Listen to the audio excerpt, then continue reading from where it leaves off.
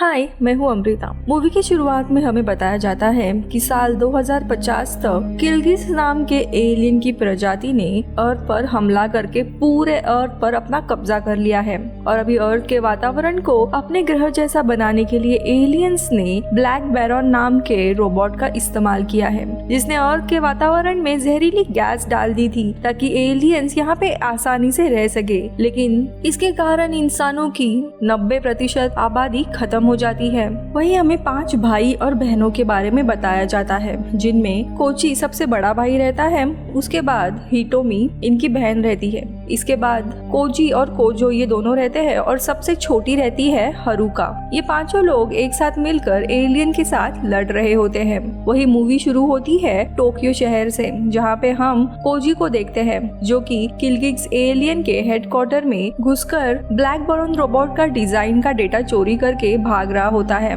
मगर तभी aliens Cozi को देख लेते हैं और उसके ऊपर मिसाइल से हमला करते हैं, लेकिन अपने सिल्वर सूट के कारण कोजी किसी तरह बच जाता है। ये सूट कोजी को उसके पिता ने बनाकर दिया होता है। वही कोजी अब वापस अपने बेस में आता है और अपने भाई बहनों को ब्लैक बैरन का डेटा देता है और इस डिजाइन की मदद से ये लोग भी एलियन की तरह उनके खुद के ताकतवर रोबोट्स बना सकते थे। मगर अभी भी इनके पास इतनी ताकत नहीं रहती कि ये लोग एलियंस की विशाल सेना से लड़ सके और इसीलिए कोइची एक प्लान बनाता है और कोजी से कहता है, मैं और हिटोमी यहीं पे रुकेंगे और तुम सभी लोगों के साथ टाइम ट्रैवल करके समय में पीछे जाकर एलियंस को हमला करने से रोकोगे। जिसके बाद कोजी, कोजो और हरुका टाइम ट्रैवल करके 2013 में आते हैं, जहाँ पे इनकी मुलाकात केनिशिरो नाम के साइंटिस्ट से होती है। कोजी केनिशिरो से कहता है, भविष्य में किल्गिस नाम के एलियन अर्थ पर कब्जा कर लेंगे और आज से 3 साल के बाद एलियंस आपको किडनैप करके आपसे ब्लैक बैरन नाम का रोबोट तैयार करवाएंगे और हम ये सब कुछ रोकने के लिए आए हैं। लेकिन केनिशिरो इन सब बातों पर भरोसा नहीं करता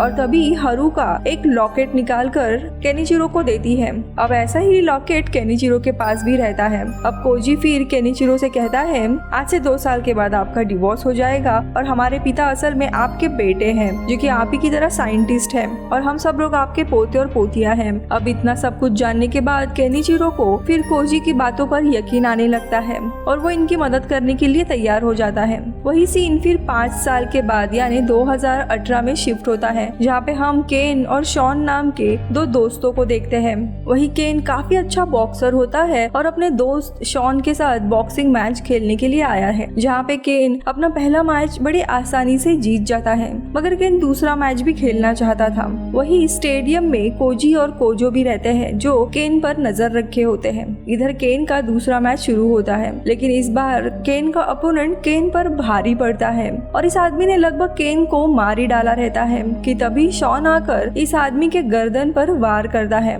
और यहाँ पे हमें पता चलता है कि ये कोई इंसान नहीं बल्कि ये आदमी असल में इंसान के रूप में एक रोबोट था। इसके बाद वो रोबोट शॉन को मार देता है, लेकिन ये देख केन काफी गुस्सा हो जाता है और केन रोबोट की गर्दन पर हमला कर उसे मार देता है। पर तभी 3 और लोग केन को मारने के लिए आते हैं, शायद वो भी रोबोट थे, लेकिन कोजो आकर इन तीनों को मार देता है और फिर केन को अपने साथ गाड़ी में बैठकर ये लोग अपने बेस के यहाँ पे जाने निकलते हैं। लेकिन वही एलियन का एक ड्रोन इनका पीछा कर रहा होता है।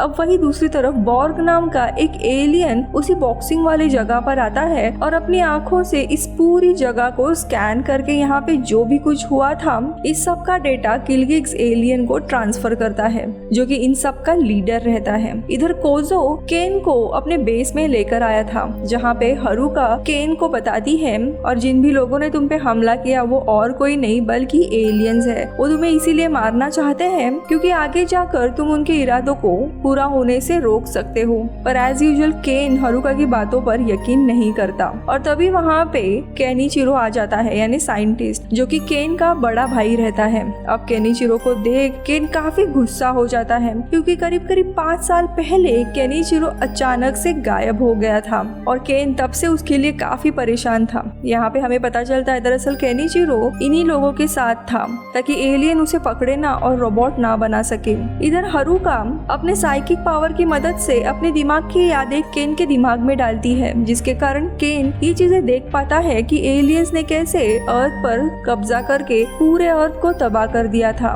वही अब केन को भी सब कुछ समझ आ चुका रहता है। जिसके बाद ये लोग केन को रेड बैरन नाम का एक रोबोट दिखाते हैं जिसे केनिचिरो ने ब्लैक बोरॉन के डिजाइन को कॉपी करके बनाया रहता है। लेकिन रोबोट को कंट्रोल सिर्फ केन के बायोमेट्रिक से ही किया जा सकता था और केनिचिरो ने रोबोट को इस तरह जानबूझ के बनाया होता है, इसका कारण हमें आगे पता चलेगा। इसी बीच में हारुका केन से कहती है कि आज से 3 सालों के बाद एक किलगिक एलियन अर्थ पर हमला करने के लिए आएगा और अर्थ पर कब्जा करने के बाद ये एलियंस फिर बाकी के किलगिक्स एलियन को भी यहाँ पे बुलाएंगे। और क्योंकि किलगिक्स एलियन अर्थ के वातावरण में नहीं रह सकते, ये सारे एलियंस मिलकर एलियंस की एक नई प्रजाति बनाई थी जिसे ग्रीक्स कहते हैं। और जिन एलियंस को आज हमने मारा उन्हें ग्रीक्स कहा जाता है, जो कि इस वातावरण में काफी अच्छी तरह रह सकते हैं। ग्रीक्स इंसानों के भेष में रहने के कारण कोई भी उन्हें पहचान नहीं सकता और इसी तरह वे लोग अर्थ पर कब्जा करने के लिए तैयारी कर रहे हैं। वही इनकी बातें चली रही होती है कि तभी इनके बेस के बाहर बोर्ग आ जाता है। बोर्ग रेड बोरॉन को तबाह करने के लिए लेजर वेपन को सीधा जमीन के नीचे फायर करता है। इधर कोजी बोर्ग से लड़ने के लिए जाता है, लेकिन बोर्ग अपनी ताकत के कारण कोजी पर भारी पड़ने लगता है। दूसरी तरफ ये लोग रेड बैरन को शुरू करके यहाँ से भागने का फैसला करते हैं, मगर किसी एक को पीछे रुककर लॉन्चिंग सिस्टम को देखना पड़ेगा, जिसके लिए केनिचिरो मान जाता है। लेकिन केन रेड बैरन को कंट्रोल करने के लिए मना कर देता है, जिस पर केनिचिरो केन से कहता है कि क्या तुम हमारे बीच किए हुए वादे को भूल गए हो। पर केन को ऐसा कोई भी वादे के बारे में याद ही नहीं रहता। अब काफी बहस के बाद केन रेड बैरन को कंट्रोल करने के लिए मान जाता है, जिसके बाद केनिचिरो रेड बैरन रोबोट को लॉन्च करता है और समय रहते कोजी भी रोबोट के एक हिस्से का हाथ पकड़ लेता है और फिर ये सभी लोग बचकर वहाँ से सुरक्षित निकल जाते हैं। लेकिन यहाँ पे केन को कैसे भी अपने भाई को बचाना था, इसीलिए वो जाने की कोशिश करता है। पर तभी वहाँ पे कोजी आकर केन को मारकर बेहोश कर देता है और तभी केन को एक बचपन का विजन आता है, जहाँ पे केन ने अपने बड़े भाई केनिचिरो से कहा था कि आप मुझे वादा करो कि एक दिन आप मुझे बहुत ही बड़ा रोबोट बना के दोगे, जिसपे केनिचिरो भी मान जाता है। और यही वो वादा था जो केनिचिरो जिसकी बात कर रहा था।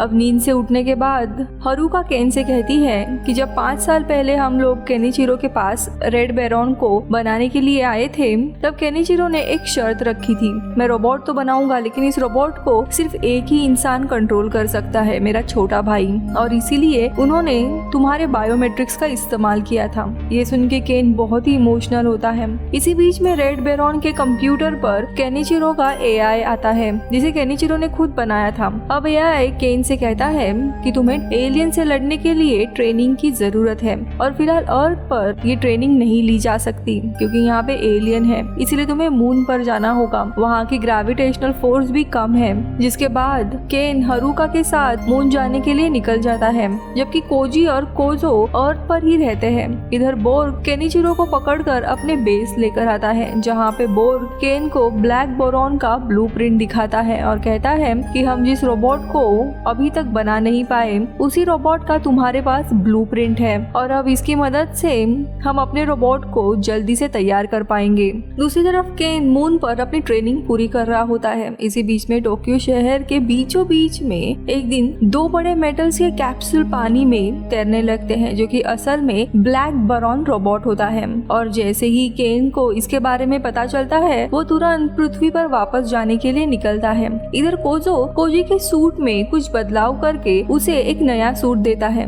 दूसरी तरफ ब्लैक बोरॉन अपने पूरे साइज में आकर शहर में हर चीज को तबाह करने लगता है, जिसे रोकने के लिए गवर्नमेंट एयरफोर्स के 2 प्लेन भी भेजती है। पर अपने लेजर वेपन्स की मदद से ब्लैक बोरॉन इन दोनों प्लेन्स को तबाह कर देता है। इसी बीच में वहाँ पे कोजी भी अपना नया सूट पहन कर आता है, लेकिन कोजी ब्लैक बोरॉन का सामना नहीं कर पाता। ब्लैक बोरॉन कोजी को अपने पैरों से कुचलने वाला होता है कि तब भी वहाँ पे केन रेड बोरॉन के साथ आता है। इसी बीच में वहाँ पे बोर्ग भी आता है, जिसकी एक बार फिर से कोजी से लड़ाई होने लगती है, मगर इस बार कोजी बोर्ग पर भारी पड़ता है और उसे हरा देता है। दूसरी तरफ ब्लैक बोरॉन अपने कवच की मदद से रेड बैरन के सारे हमलों से खुद को बचाने लग जाता है, जिसे देख एआई केन से कहता है कि हमें ब्लैक बैरन के बेस को खत्म करना होगा, जहाँ से ब्लैक बैरन को इतनी ताकत मिल रही है, और हमें जीपीएस की मदद से उस जगह के बारे में भी पता लगाना होगा जो कि बोनिस आइलैंड में कहीं पे है।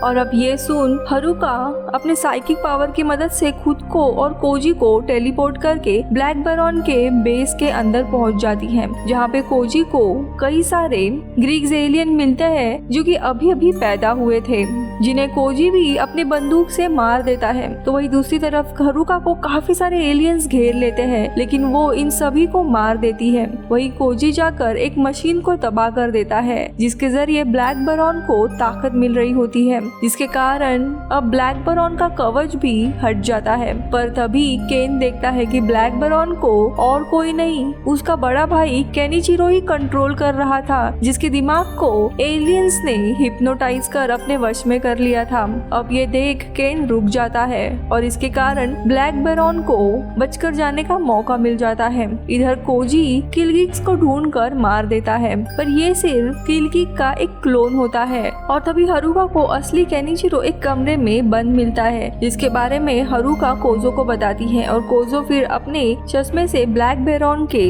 अंदर बैठे हुए केनिचिरो को स्कैन करता है और देखता है कि यह और कोई नहीं बल्कि खुद किलगिक्स है। कोजो फिर तुरंत केन को इसके बारे में बताता है। यहाँ पे ब्लैक बैरन रोबोट वातावरण को बदलने वाली मशीन को शुरू करने ही वाला होता है कि तभी केन आकर ब्लैक बैरन को मार देता है, लेकिन इसमें किलगिक्स बच जाता है। कोजी फिर किलगिक्स के पास जाकर तुम पृथ्वी पर क्यों आए हो ये पूछता है, जिस पर किलगिक कहता है यहाँ पे इंसान अपने बीच में ही वॉर करके अपने आप को खत्म कर रहे हैं और इसीलिए इंसानों को मारना बड़ी बात नहीं है। इंसान अपने वॉर में अर्थ को भी तबाह कर रहे हैं, इससे अच्छा हम इंसानों को ही मार दे। पर यह सुनकर कोजी किलगिक को मार देता है।